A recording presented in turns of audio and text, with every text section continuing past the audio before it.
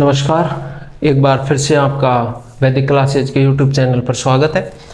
आइए राजस्थान की प्राचीन सभ्यताओं के बारे में आगे की जो अपनी क्लास है वो अपन चालू करते हैं। पिछली दो क्लासों में हमने कुछ सभ्यताओं के बारे में डिटेल में पढ़ा है, जिसमें सबसे पहले हमने पढ़ा था कालीबंगा सभ्यता के बारे में। उसके बाद में हमारी जो क्लास हुई थी वो हुई थी बैराट सभ्यता की। अपनी जो क्लास है वो भी हो चुकी है, ठीक है। तो इनमें हमने एक एक करके डिटेल्स से सब कुछ पढ़ा है। तो आइए आगे की जो अगली सभ्यताएं हैं उनके बारे में हम डिटेल से क्या है चर्चा कर लेते हैं। तो देखो, सबसे पहले हम शुरुआत करते हैं बागौर, जो कि भीलवाड़ा में कहा है, क्या है भैया, स्थित है। बागौर भीलवाड़ा, ये भी एक पुरास्थल है राजस्थान का, ठीक है। बागौर से किसके हमें साक्ष्य यहाँ से देखने को मिलते हैं? तो सबसे पहले देखो, बागौर जो है यहाँ से प्राग ऐतिहासिक काल के हमें क्या मिलते हैं, साक्ष्य देखने को मिलते हैं। प्राग ऐतिहासिक काल, ठीक है। और इसकी अगर खुदाई की अगर बात करते हैं हम, तो खुदाई इसकी किसने की? तो वीरेंद्रनाथ मिश्र और एल.एस. लेसनी ने। वीरेंद्रनाथ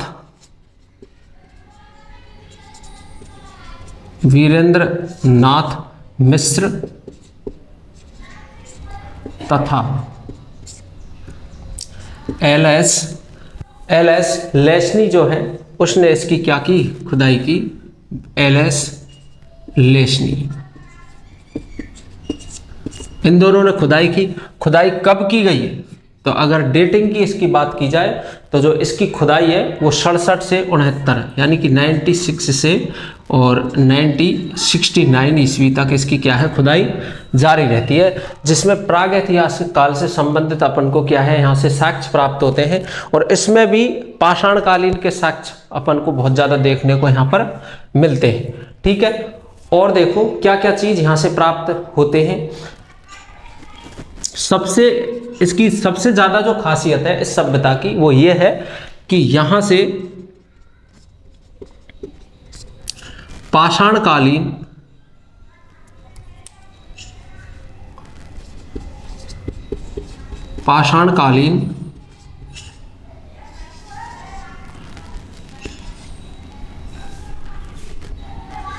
सर्वाधिक साक्ष्य प्राप्त हुए। सर्वाधिक साक्ष्य, पाषाण कालीन का मतलब है पाषाण यानी कि पत्थर से बने औजार जो हैं यहाँ से बहुत ज़्यादा अपन को क्या है प्राप्त होते हैं। किससे बने? पत्थर से प्राप्त औजार, ठीक है। और पत्थर से बने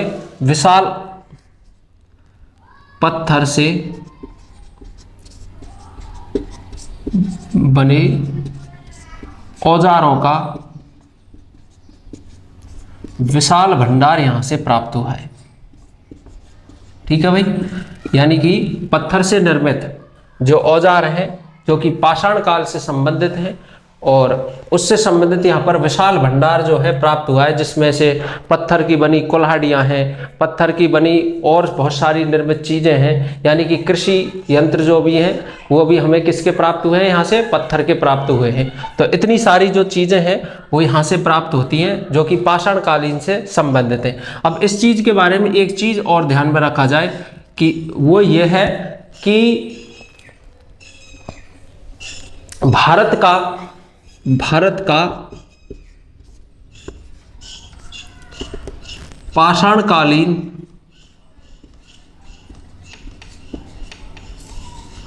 औजारों का सबसे बड़ा जो भंडार है वो हमें कहाँ से प्राप्त होता है? बागौर भीलवाड़ा से हमें प्राप्त होता है, ठीक है।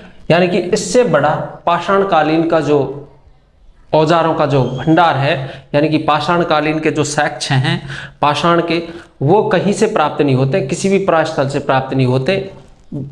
इसमें यहाँ से सर्वाधिक हमें पाषाण कालीन जो है साक्ष्य प्राप्त होते हैं, ठीक है। इसके अलावा देखो और क्या चीज़ है जो हमें यहाँ से प्राप्त होती है। इसके अलावा एक जली हुई हड्डियां और 5 नर कंकाल यहां से मिलते हैं हमें।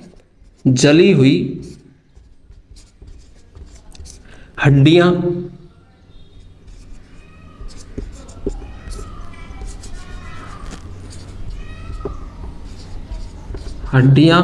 तथा 5 नर कंकाल। 5 नर कंकाल हमें प्राप्त होते हैं। इसके अलावा और क्या प्राप्त होता है? भुना हुआ मांस।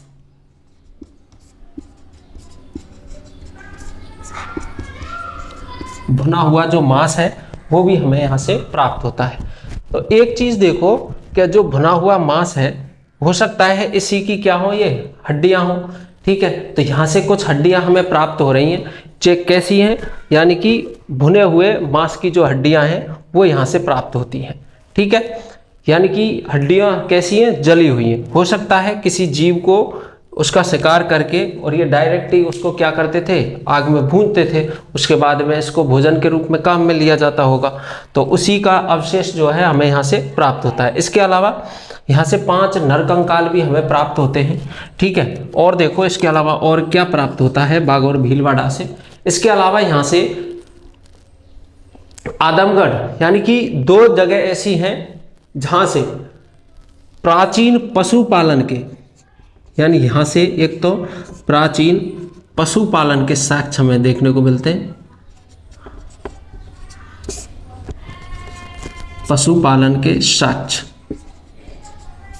ठीक है, पशुपालन के यहाँ से साक्ष्य देखने को मिलते हैं। और भारत में एक और ऐसा परास्थल है जहाँ से पशुपालन के प्राचीन साक्ष्य हमें देखने को मिलते हैं कि भाई उस समय पशुपालन किया जाता होगा, यानी पाषाण काल के समय पशुपालन भी होता होगा। तो उसके जो साक्ष्य हैं वो एक तो हमें मिलते हैं कहाँ से, बाघ और भीलवाड़ा से, और दूसरा जो मिलता है वो है आदमगढ़ मध्य प्रदेश। यानी कि पशुपालन के साक्ष्य आदमगढ़ एमपी से भी हमें जो है प्राप्त हुए।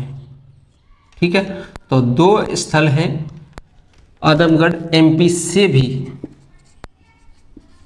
प्राप्त। ठीक है, तो 2 स्थल ये आप ध्यान में रखिएगा कि यहां से क्या प्राप्त होता है, पशुपालन के साक्ष्य। कहां से? एक तो आदमगढ़ से और एक अपने राजस्थान के बाघ और भीलवाड़ा से प्राचीन पशुपालन के जो है साक्ष्य हमें क्या है यहां से प्राप्त होते हैं। ठीक है भाई, तो इतनी जानकारी जो है अपन को कहाँ से मिलती है, बाघ और भीलवाड़ा की जो सभ्यता है इससे अपने को जानकारी मिलती है। तो आप इसे एक बार स्क्रीनशॉट इसका ले लें और अगली जो सभ्यता है वो हम पढ़ेंगे।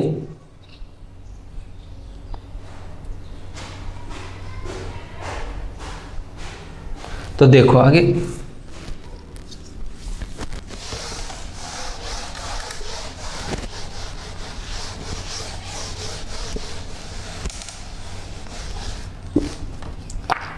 अगली जो है वो है बालाथल की सभ्यता।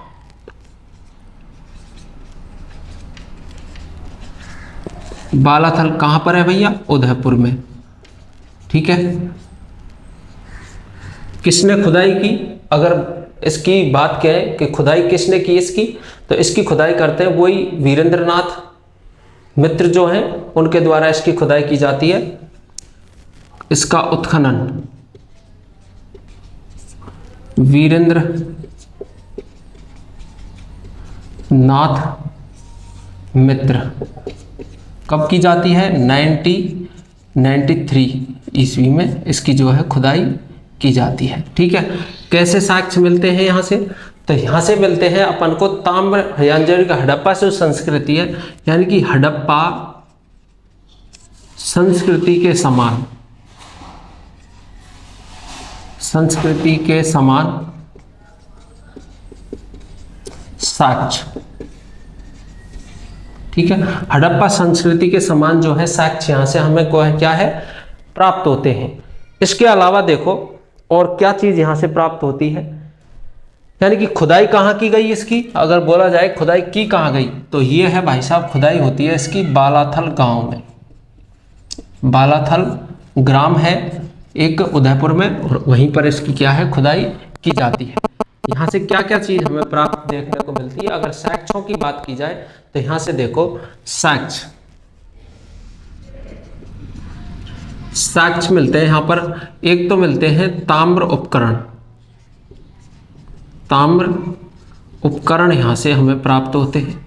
दूसरी चीज क्या प्राप्त होती है, दूसरी यहाँ से सिक्के भी प्राप्त होते हैं।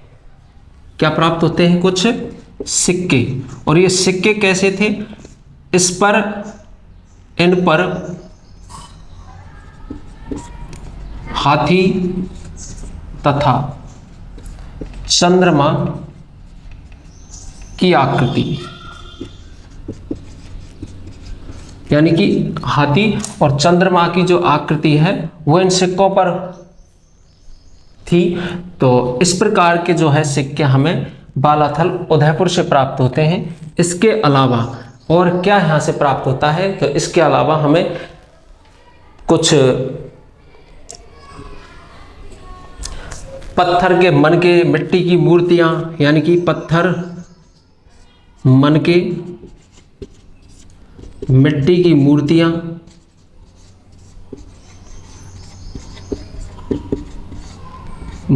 हमें यहां से प्राप्त होती है। ठीक है, इसके अलावा और क्या प्राप्त होता है, ताम्र औजार, मृदभांड, ताम्र औजार,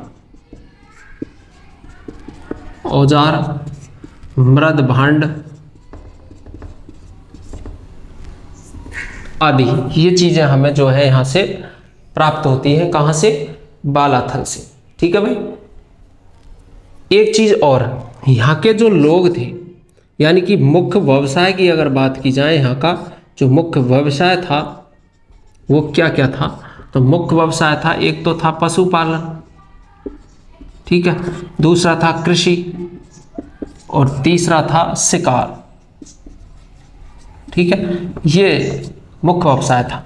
और वैसे भी इसमें ज़्यादा सोचने की ज़रूरत नहीं है, क्योंकि आधुनिक युग में तो बहुत सारे द्वितीयक तृतीयक जो है व्यवसाय अपने चल रहे हैं, लेकिन जो प्राथमिक जो व्यवसाय थे वो यही है। और ये तीनों के तीनों प्राथमिक व्यवसाय में भी सम्मिलित किए जाते हैं।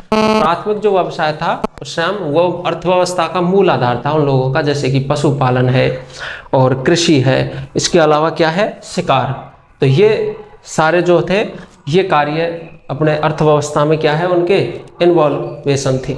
यहाँ के जो मृदभांड यहाँ से जो प्राप्त हुए हैं, यानी कि कुछ यहाँ से जो मृदभांड प्राप्त हुए हैं वो कैसे थे भाई साहब, एक तो अपरिष्कृत थे, अपरिष्कृत तथा अलंकृत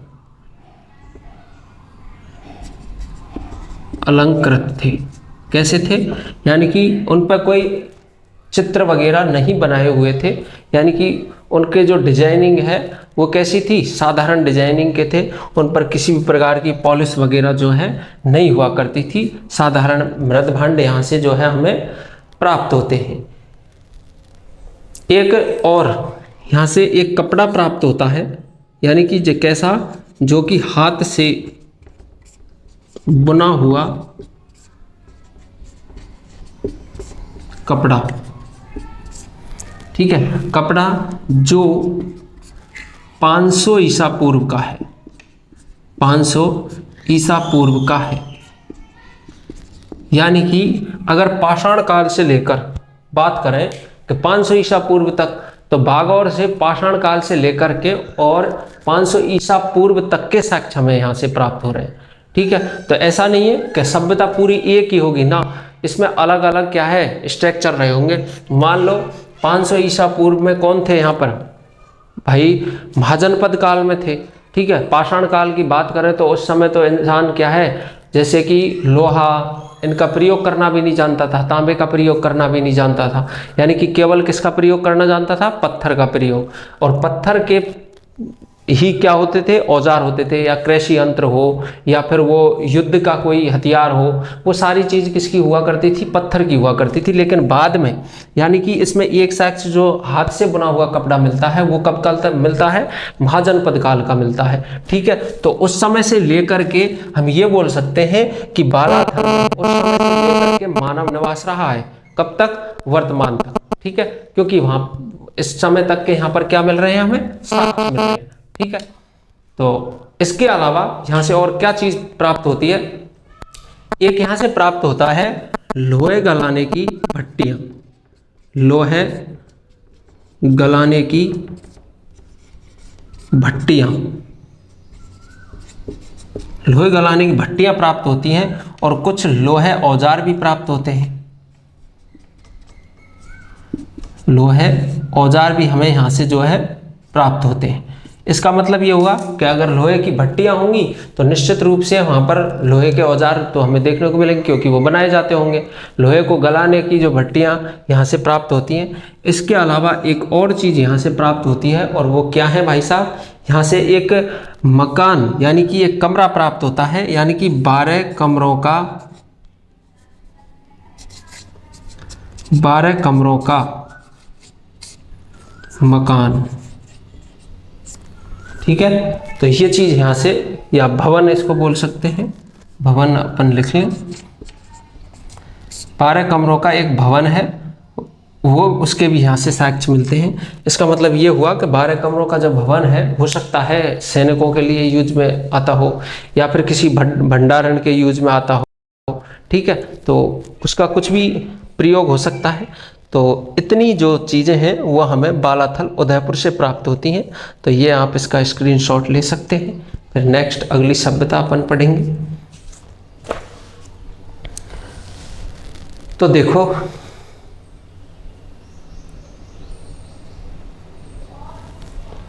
अगला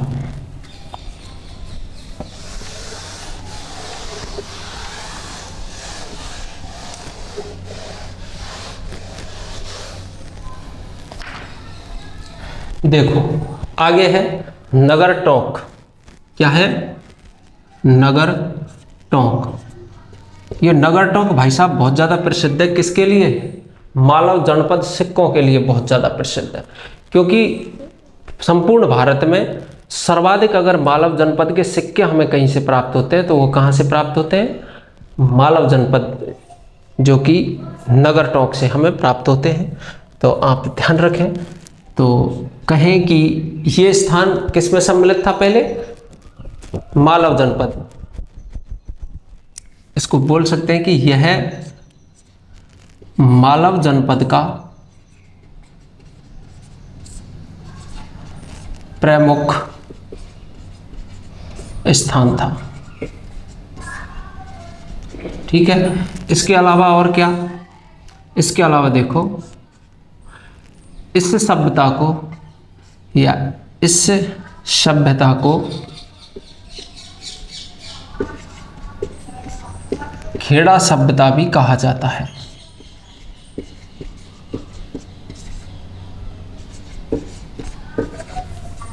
कहा जाता है।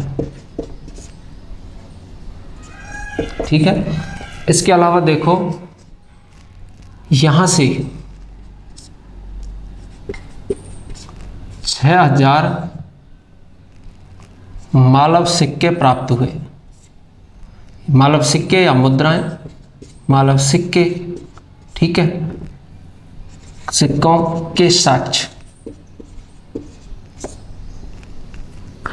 या सिक्के प्राप्त होते हैं। ठीक है, प्राप्त। अब ध्यान दो, इनकी सर्वप्रथम खोज किसने की, यानी कि 6000 जो सिक्के हमें प्राप्त हो रहे हैं, इनकी खोज किसने की, तो इनकी भाई साहब खोज की गई किसके द्वारा, कार्लाइल के द्वारा। और ये खोज कब की गई, ये खोज, इसकी डेट ऑफ ऐसी निश्चित नहीं है, लगभग 1904 के समथिंग इसकी खोज हुई थी। तो खोज की किसने,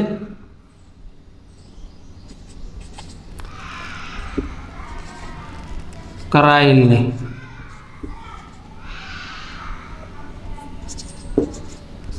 कार्लाइल ने इसकी क्या की, खोज की थी। ठीक है।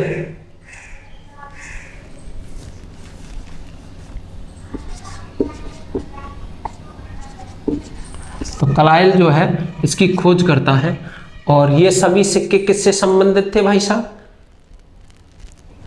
मालव जनपद से संबंधित थे। और इनकी जो सबसे ज़्यादा खास बात यह है, और पिछली क्लासों में हम ये पढ़ भी चुके थे, यानी जब अपने राजस्थान के प्रमुख सिक्कों के बारे में पढ़ा तो हमने ये भी जाना उसमें कि संसार के जो सबसे छोटे, यानी संसार के या विश्व के सबसे छोटे व कम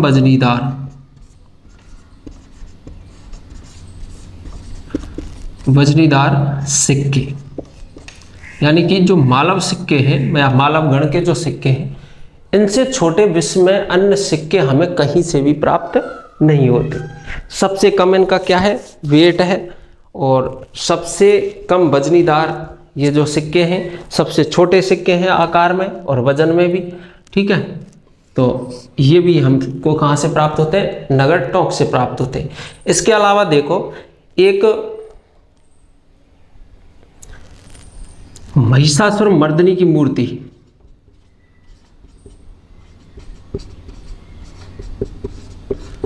महिषासुर मर्दिनी की जो मूर्ति हमें यहाँ से प्राप्त होती है मूर्ति। और ये किससे संबंधित है? शुंग काल से संबंधित है।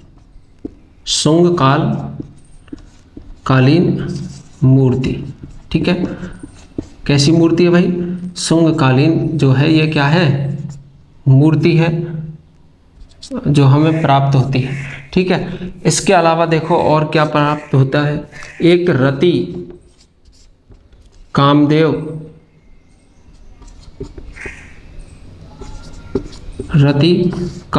की मूर्ति, ठीक है। तो रति जो कामदेव है उसकी भी हमें क्या है? यहाँ से मूर्ति प्राप्त होती है। और ये किससे संबंधित है?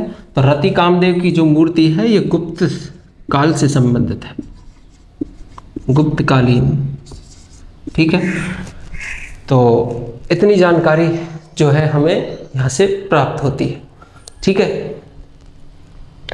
सॉरी, ये गुप्त काल से नहीं, ये किससे संबंधित है? कुषाण काल से संबंधित है, कुषाण से, कुषाणकालीन है, ठीक है। तो कुषाणकालीन मूर्ति है रति कामदेव की मूर्ति। और महिषासुर जो मर्दिनी की मूर्ति है वो है शुंगकालीन, यानी ये शुंग काल से संबंधित है और ये किससे संबंधित है? कुषाण काल से संबंधित है। इसके अलावा एक और मूर्ति है और वो है किसकी? कमल धारण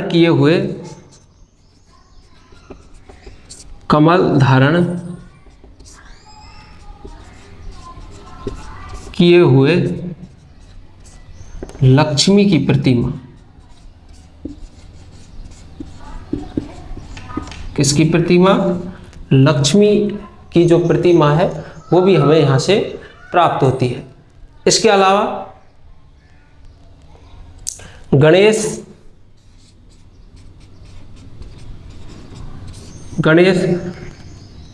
फणधारी नाग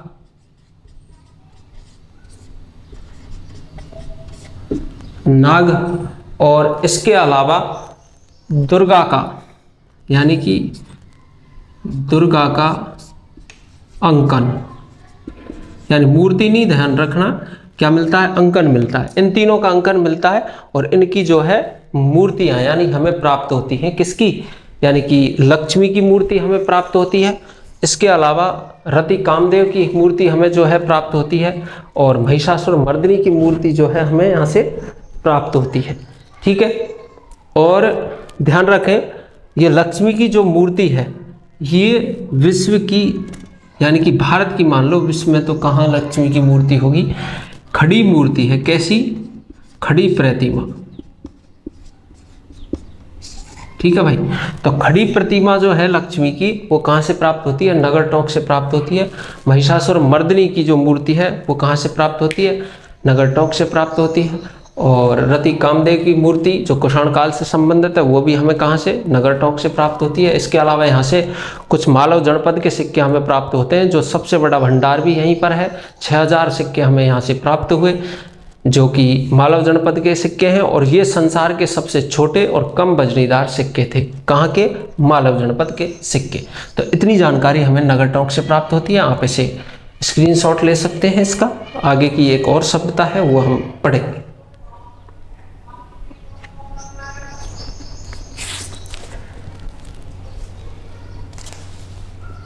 तो देखो अगली,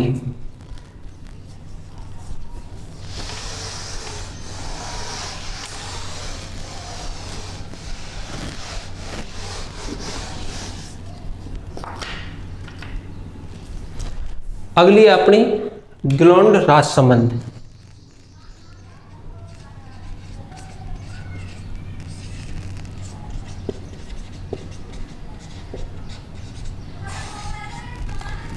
गिलोंड राजसमंद की, और अगर इसकी डेटिंग की बात की जाए तो ये लगभग 1700 से 1300 ईसा पूर्व की है। ठीक है भाई, कब की, 1700 से 1300 ईसा पूर्व की ये अपन को है। क्लियर। और कहाँ पर है, अगर स्थित की बात करें तो ये बनास नदी से संबंधित है, बनास नदी। ठीक है, और इसे बनास संस्कृति भी कहा जा सकता है। तो बनास संस्कृति का ही भाग है क्या, गिलोंड, भगवानपुरा आदि। ठीक है, और इसके अलावा यहाँ से क्या हमें जो है साक्ष्य देखने को प्राप्त होते हैं, यहाँ पर 1957 और 58 में 2 टीलों की खुदाई की जाती है। 2 टीलों की खुदाई की गई।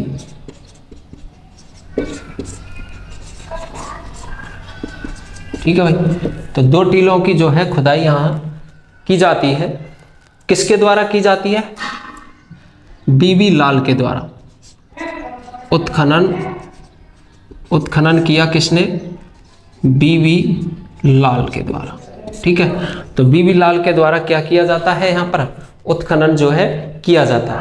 किससे संबंधित थी भैया, तो ये ताम्रयुगीन सभ्यता थी। क्या थी, ताम्रयुगीन सभ्यता से संबंधित, सभ्यता से संबंधित साक्ष्य, संबंधित साक्ष्य जो है हमें यहाँ से प्राप्त होते हैं। किसके, ताम्रयुगीन सभ्यता का ही क्या मिलता है, यहाँ से अपन को साक्ष्य प्राप्त होते हैं। क्या प्राप्त होते हैं, 2 चीज यहां से प्राप्त होती है। पहला है काले रंग के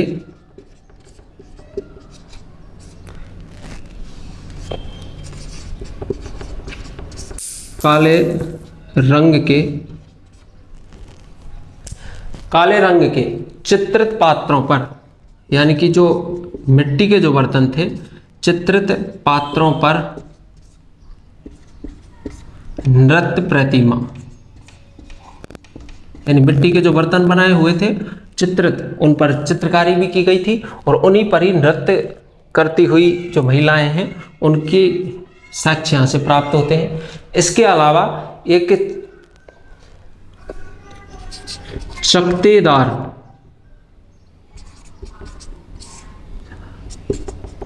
हिरण के साक्ष्य,